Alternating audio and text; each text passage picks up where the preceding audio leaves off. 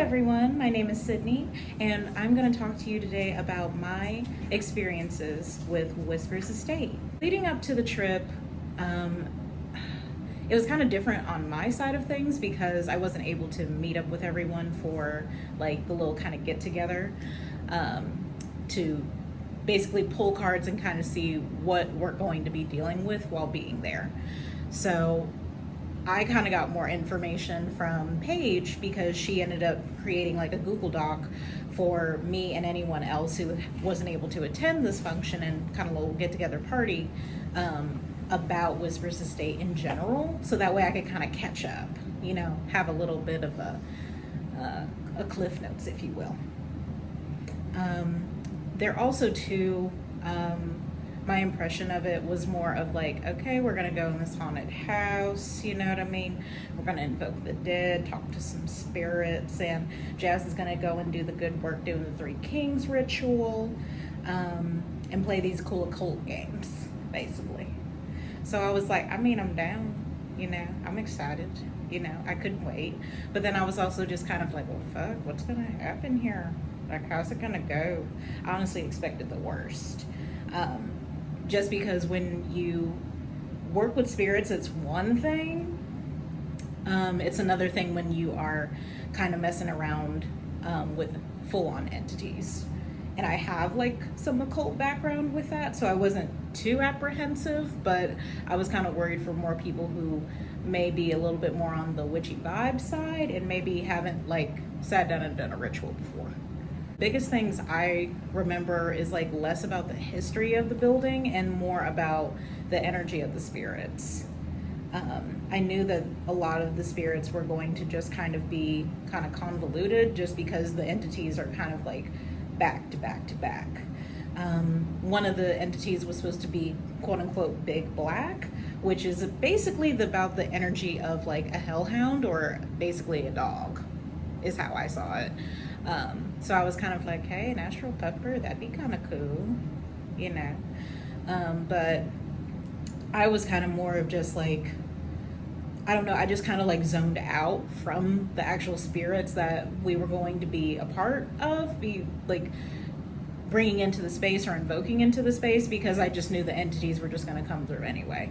So it's kind of like, even though you wanted to talk to this spirit, that spirit, and another spirit, these entities have been there kind of like changing the energy there and basically kind of keeping these spirits captive in a way. It's kind of like being able to kind of look past a door and seeing that somebody is being like ransacked of their energy, but in the astral. To like doing Whispers Estate, I had to kind of like create a relationship more with Paige when it came to more of doing astral work together, because seances aren't something that you just go in and you're the medium and you do every single thing. You have participants and you have people that kind of help more of bringing the direction of what you need to get out of the seance, because you're not just invoking the dead just to invoke them, you're invoking them to pull cards and say, okay, is this what's happening to you? Like, you're literally confirming via tarot cards or any other divination system with like a pendulum or anything like that, saying this is what you're saying and this is what's going on. So essentially me and Paige had a couple get-togethers with doing practice runs, doing seances together. Most of the seances we did together were basically like invoking a spirit that we were familiar with and one that we were comfortable with. Like, please do not ever think that doing like a seance means you need to invoke some like unnecessary being that is not even of your world, your land, or people you even know. You can easily invoke like an ancestor, and you can easily invoke some like maybe a spirit or somebody that you've lost if they're willing. Always pull cards first. So we kind of did that for a couple of weeks leading up to it, because we knew that per the cards pulled, and especially in the Google document, Paige was supposed to lead the seance because this was going to be a spiritual enriching moment for her, especially going into the occult. For me, I was supposed to do a little bit more of like the protection calls and the protection chants, knowing that people are going to be safe, and then also interpreting and also keeping Paige's husband Jordan safe in the astral, because he is doing the spirit box. And essentially doing the spirit box is like very draining, and you also are listening to frequencies via like radio.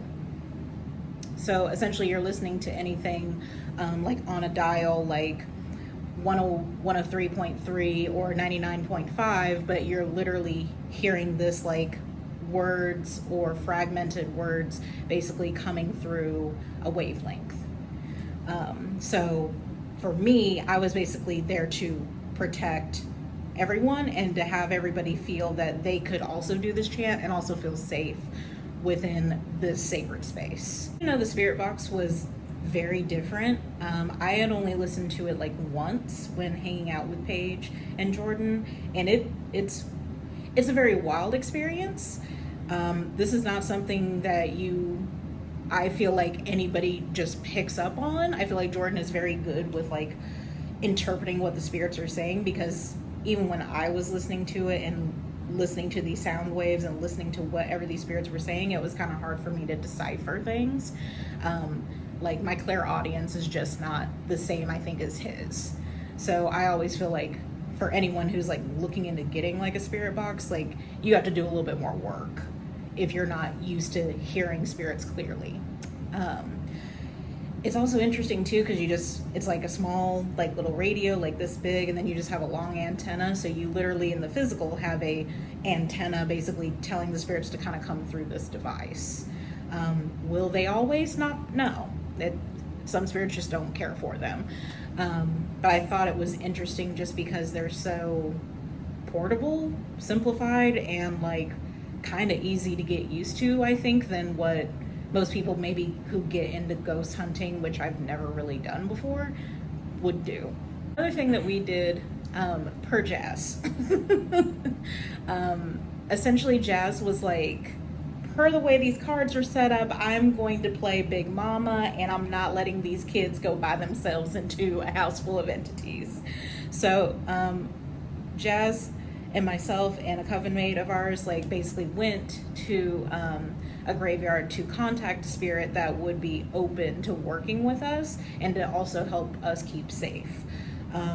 If you are somebody who is a medium and you can hear spirits very well, and you are somebody who knows how to have a conversation with spirits, either via tarot cards, clairaudience, or any other medium in general, I would definitely say that's good advice to kind of do what we basically were working on, because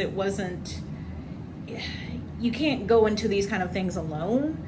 And even though you have people in the physical, it's kind of nice to have like kind of like an astral buddy. So our astral like friend or basically beloved was a spirit named Agnes, and we kind of helped her with a couple of things, because working with spirits, it's not all about what you're getting out of it. You might have to do something for them to kind of get and receive this favor. So we did something for her, and then she did something for us by being there and being present in the seance. The thing is too, she likes vodka. She is also a witch, and the only way that we would definitely say that she's a witch is that you can literally find her graveyard, and there's literally a besom literally like in front of her grave. So you already know you're talking to a witch. So it's like, witch to witch here. Can you help us do, A, B, and C, and X, Y, and Z? Okay? Thank you. Witch, a medium, a psychic, or anything like that, and you talk to spirits and you're going to go into some like Scooby-Doo adventure here, you might want to have some astral folk with you if you don't have, or if you even have a cap limit of how many people you can have in the physical. Let's not have a cap limit on people in the astral, because you can always have extra folk. Okay. Building is like in really good condition. I think like when you look at images of it online of Whispers Estates, it kind of just feels like a old-timey, like, with on the inside it looks kind of more like a Victorian home, but then on the outside it kind of presents as this like simple house with a front porch.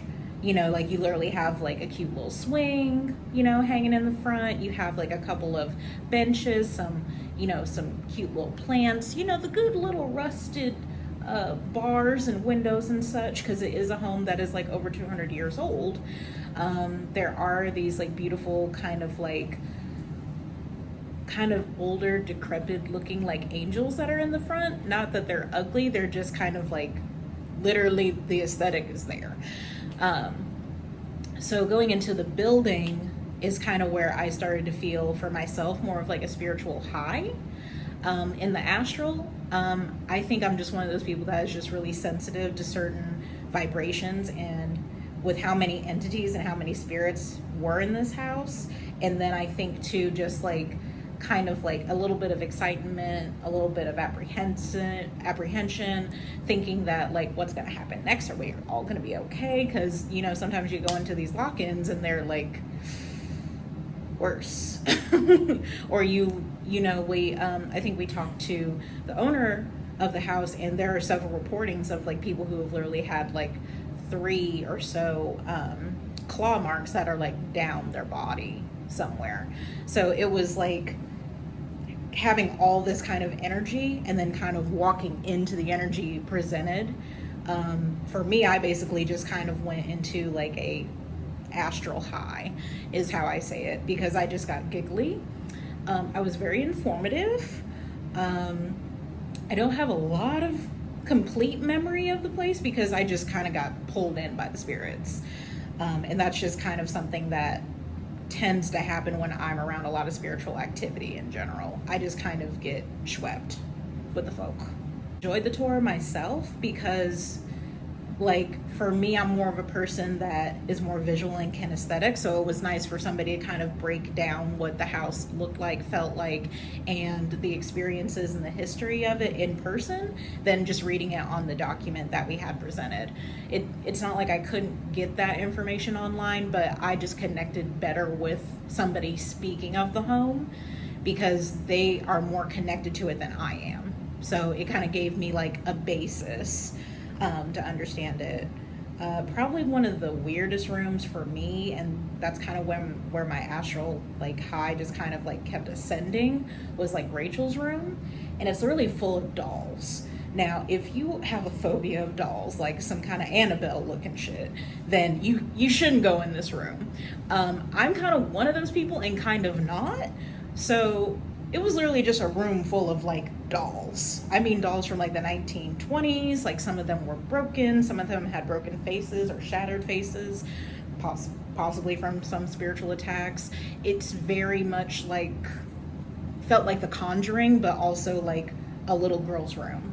And I did not feel welcomed in there. I felt like I'm not supposed to be in here. I don't know about anybody else, but I felt like I'm not supposed to be here, girl. So it was very weird. And that's kind of cliche to say because this whole experience is going to be really weird talking about. But that energy just felt off, and I felt like she did not want any of us there. Another thing was there was like another room next to it. I can't remember whose room it was, but it's basically like this huge 4-poster queen or king size bed, has like some old school like coverings and comforters and such like that over it, and then there's like this like closet.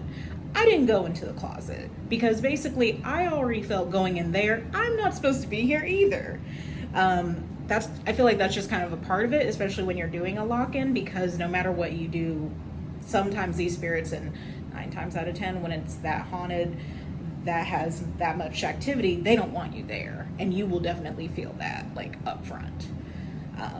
So not a terrible experience, just wild to feel astrally. So the Three Kings ritual, wild. I say it's wild because you literally are supposed to kind of sit like here.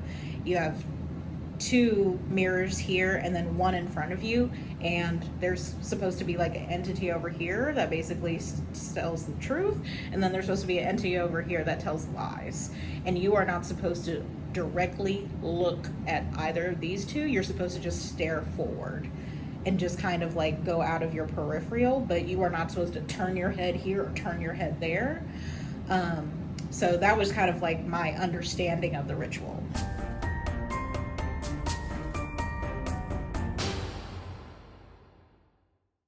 That Jazz was gonna do.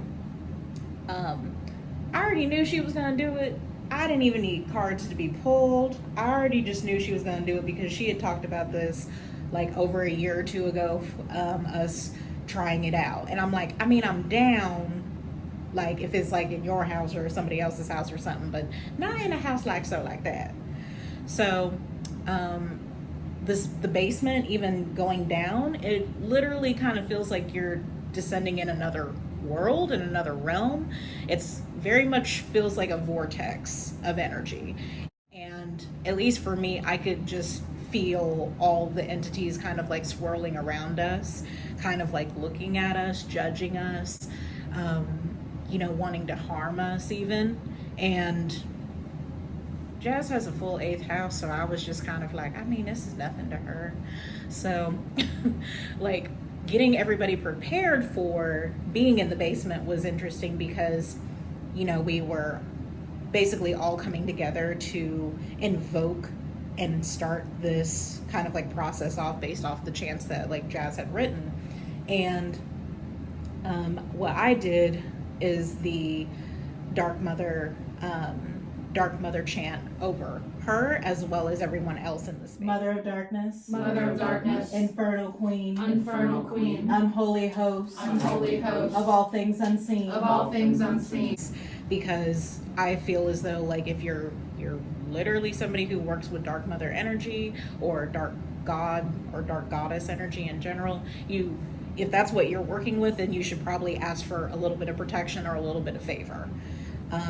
Also too, in this house you could not cleanse or clear anything, so I'm like, I'm gonna do this prayer on you like 3 times fold. Like I was just like, I know we're saying this 3 times and 3 times because on top 3 times 3 times 3, I want us to be that protected in the astral.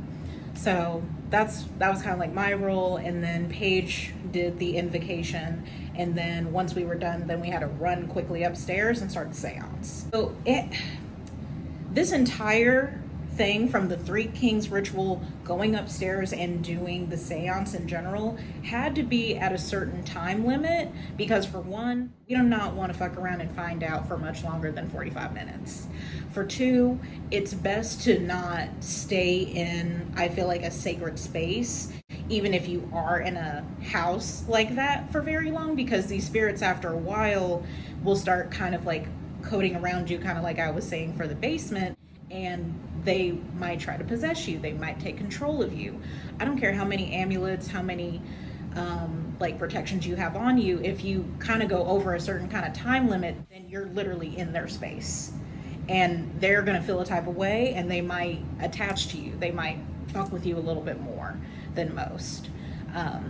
I also felt like, too, at least from when we were all directed to basically have this done in 45 minutes, it would just be 10 times easier to get this done and then also pull Jazz out of the 3 Kings ritual, because these entities are basically going to swarm around her and they're going to fuck with her so that we can be upstairs in the basically attic doing the seance and get answers. So basically Jazz is the bait and we're doing the work. So she's doing the bait work and we are doing the pulling cards, invoking the spirit, and making sure that the entities are not coming to us but are staying there with her. She can handle it. It's fine. She's good at this. Oh hell yeah, we had to get up there really quickly. I mean, we had to go up to 2 flights of stairs. So I felt, for one, swept and like trying to make sure you don't trip, because these are old school staircases. Some of them have been remodeled, but some of them are just steep. Like you could, I'm short, y'all know I'm short, so like going up these steps in general, the way my knees are set up, I'm not meant for this stuff. But we get there, we get into the sacred space, we take like a good 2 minutes, no more, to basically just calm the hell down, calm the energy down.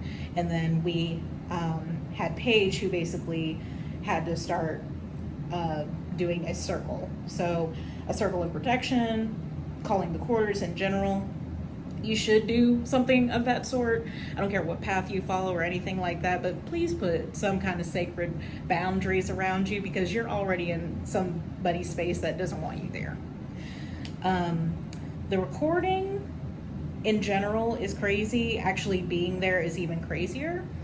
At least for me, since I was doing the Dark Mother's Prayer, and I've been working a lot on my third eye, and kind of like focusing in on more psychic gifts that I have, and also to me like astrally protecting Jordan so that these spirits don't fuck with him during the seance or even after.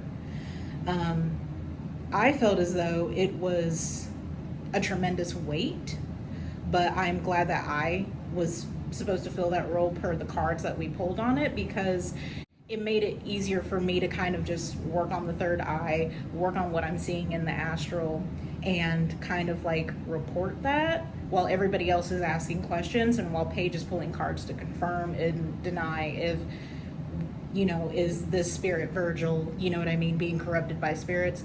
Well, we got to most likely not, but we have entities coming around us, so it's probably a yes. They just don't want you to know that. So for me, I'll kind of give you guys like more of like an astral walkthrough of this. So being next to Jordan through this experience, I didn't see a lot around him, but I felt his energy kind of dip at times, which you are literally communicating everything that you're hearing. And sometimes these spirits are loud. A lot of the spirits that in the beginning of the seance were very loud, truthful, and very much assholes. They were like, get out, we don't want you here, you're a whore, you're a slut, get away. Some people were literally called out of their name. And for him, it's very hard too, because he's literally communicating that. So he even felt bad after the seance, because he was like, I've said like such terrible things, even though that's literally his job for the seance. So that was one thing. Astrally, I just kept kind of like focusing a lot on like kind of Hecatean energy, because some of us in the group have worked with Hecate and have kind of understood her energy and her mythology. So for me, I was like literally envisioning the back of the room that I was looking at as literally being the gates. There's a part of the recording where I was telling a spirit to go to the gates, because that's kind of what I saw, and I kind of just saw like this basically cemetery gates, like old school Victorian ones, and we basically had to make sure that these astral doors stayed closed. So I'm sitting here in the astral and in the physical, trying to do this, listen to everything that's going on and be a part of that, hearing what the spirits are saying, while also trying to make sure that I'm protecting him in the astral from basically not having these spirits either attached to him, confuse him, or make him feel like weak, tired, or anything else, like pulling on his energy essentially. I also too have been working with a little bit of like the Morrigan energy, so I kind of felt like I was kind of channeling a lot of like her Phantom Queen aspect, with literally seeing with like white eyes around me. So literally looking and seeing everything in the astral through the eyes of basically the gift of the Morrigan, and then looking with more of this Hecatean vibe, understanding that these gates are supposed to be closed and we're needing to keep them closed and shut. I'll also say too, the only reason I kind of pulled more on Hecate and more on the Morrigan is because I'm comfortable with both of them. And I basically had a dream leading up to the event saying that basically, while we are basically going to be pulled down, these spirits are going to try and pull us all the way down. Energetically, physically, and emotionally. So pulling on this like literal Hecate vibe was literally because she kind of like put me in the underworld to see how bad things could really get if we did not prepare correctly for this event. There was also there's something of like a mention of like one of the participants like dog, and it said it was like the dog's friend. So there was definitely some form of like a hellhound, which would be very much a Hecate correspondence. And I did kind of see like a black dog towards the end. There was also too like a spirit that was trying to appear around my coven mate, which was, it's not the first time I've seen that happen, but it literally was like a vapor of smoke between them and the other person that was with us. So it was, I think, more unnerving on my end of it because I'm just seeing everything in the astral while everybody's kind of focusing on everything in the physical. So it's kind of like having three eyes, you know, the ones you can see with and the third. I felt as though the seance was kind of inconclusive, like to me, but I also didn't focus or hone in on the spirits that were in that home because I feel, and I even felt while there, they weren't really like there after a while. It was just kind of like these entities kind of taking on the spirit's energy and kind of making them like puppets. So when I say puppets, I literally remember saying it might be muffled in the recording, but I literally felt like it was more of like a puppet master.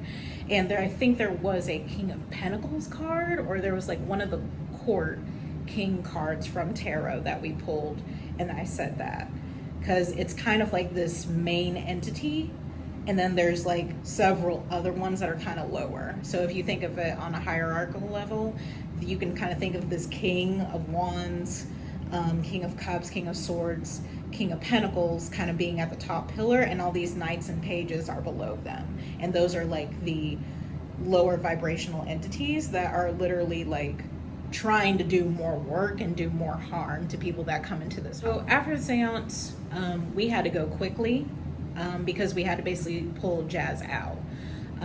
What we really had to do too was making sure that we got down fast enough so that we could get to Kat, who was basically our liminal space person.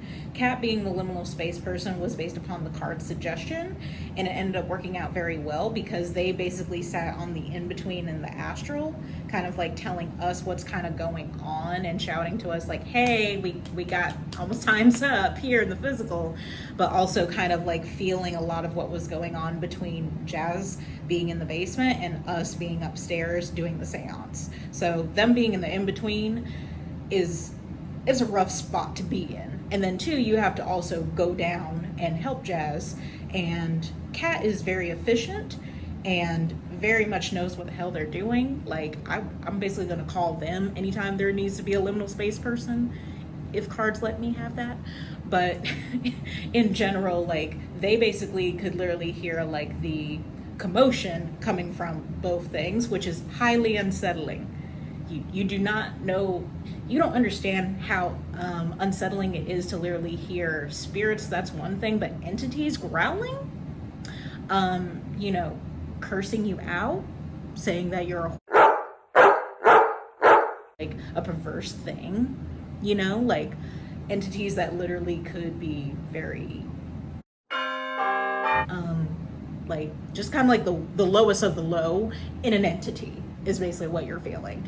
And then also hearing that and knowing that that's kind of what's going on down there, while you also can kind of hear things going on in the house while this event is going on. That's being in the in-between. And I feel like nobody knows what that's like, and I can't kind of wait to hear like what Kat says about it, because I'm like, I don't know what I would have done. I think I would have freaked. I think I would have freaked out. We basically all got downstairs. I was kind of like at the end of the line because I was trying to make sure Paige, basically my seance buddy, was okay, because she was basically doing all the command work. She was also pulling the cards and making sure we needed to invoke these spirits again, or we needed to evoke these spirits and banish them again. So I was trying to make sure she was good. Also too, like I said, these steps are terrible. And like, look, one wrong move, you're gonna fall on your face and it's gonna hurt worse because an entity's probably pushing you downstairs. So I was trying to make sure she was okay. By the time we got downstairs, Kat was already down there and untying Jazz and making sure she was good. Kat and Jazz coming back upstairs is like more hilarious to me, because Jazz just comes in kind of like laughing and like, yeah, I don't really remember a lot. And Kat's kind of over here like, kind of like, yeah, it's kind of freaky because per what Kat was saying, literally Kat was literally tying Jazz's like arms behind her back for the Three Kings ritual, they moved. All the knots moved. So basically they were tighter, and I think even Jazz like bled a little. And honestly, that could also be too in the physical kind of moving around. If I don't know anybody who sits still when an entity is trying to attack you, especially when there was probably about 8 of them at once. Kat was very much like, I think they were just like surprised with how much they heard and how much they felt before going down there. And I will also say too, I think Jazz just kind of like in general, I've seen her after ritual, and most of the time it just, she's kind of on an astral high. She's kind of there, but not there. I basically expected after this ritual for her to just not be there. She was more present than I thought she would be, but in general, she was not really there in the physical, if you know what I mean. We kind of closed everything out. We had a debriefing, and we kind of like talked about what we heard during the recording, during the seance, and then we heard a little bit of what Jazz went through for Three Kings ritual. And then we decided to play another occult game called Midnight Man. Okay, so essentially this game is crazy. Okay, so you basically have to have all windows and doors open. Okay, and then you have to invoke a rapey ass spirit to come and find you while you and your bestie are basically tied up with each other to go around the house with a candle and some salt to basically make sure this thing doesn't basically fuck around and find you. Okay, so my Midnight Man partner was Nick. I am glad I had them, because like part of me at that point was coming down from the astral high and was like, oh yeah, we are here doing this thing like so like that. So a little bit of fear kind of got into me, just because I'm like, oh yeah, this place is kind of haunted, huh? Shit. Okay. And I was kind of glad Nick was there, because they were just kind of like listening to me babble as we basically went from room to room. Essentially, if you feel caught by the spirit, aka your candle goes out, you basically have to take the salt that you have in a cup or something, and you basically have to put a circle around you, and then you have to stay there until everybody is done with the Midnight Man. Thankfully, that didn't happen to anybody. Like, that didn't happen to any of us. Some of the cards that we pulled prior, in other seances me and Paige did, said that to worry about some certain people, but we kind of all got out of it easy. It is very unsettling to go through a house with a candle, but at least you have somebody with you, and I think that was helpful. We also kind of based like who we need to be partnered up by size, because like if me and Jazz were basically together, like she would just drag me around. And you know, that wouldn't help when you're literally trying to go up the stairs bound and tied together, basically going like so like this, whether you're going up the stairs or going down the stairs. And again, it is a like 2-story house, so eventually, because of the Midnight Man, you have to literally go through every single house or every single part of the house, and then you should be putting up like closing each window and each door basically in the house. We couldn't do that just because the house is old, and that would basically like break or hurt or devalue the home. So that's why we did that. I think I had a better time though, honestly. I don't know, like it kind of felt easier, but I think if I had done it by myself, probably would have shit my pants, honestly. Would not be shocked if, you know, my candle went out, because I'd done all the damn astral work, and the one way to get to a witch is basically like, yeah, let me blow out your candle, fuck you, you know. But overall, it ended up good.